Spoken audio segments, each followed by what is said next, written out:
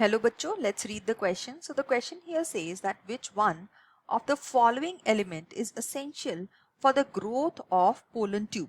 तो pollen tube की growth के लिए कौन सा element essential है? तो यहाँ पे इस question के अंदर जो हमारा key concept आ जाता है वो है pollen tube germination या growth of pollen tube बोला जाता है जिसको. So pollen tube germination. Pollen tube germination.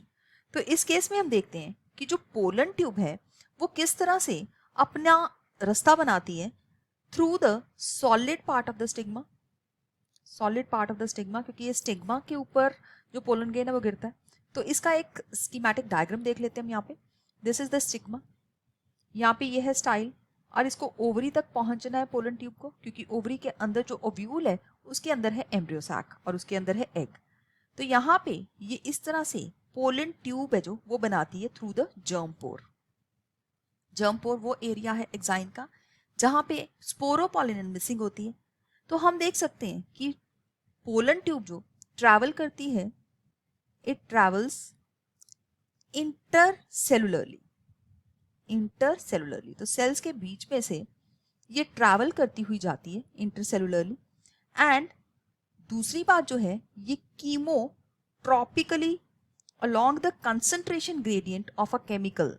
कीमोट्रॉपिकली मतलब केमिकल की तरफ अट्रैक्ट होती है towards the concentration gradient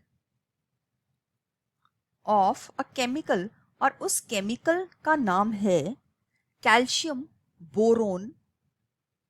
calcium boron inositol complex, ये उस केमिकल का नाम है.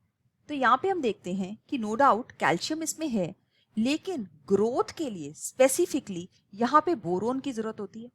तो कैल्शियम और बोरोन में से बोरोन जो है वो बेटर चॉइस है.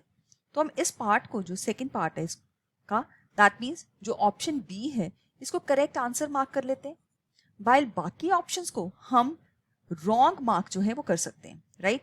सो let's mark option A as wrong, option C as wrong and option D as wrong. तो इस क्वेश्चन के लिए जो हमारा बिल्कुल करेक्ट आंसर बन जाता है वो है B part. I hope you have understood it well. All the best. Thank you.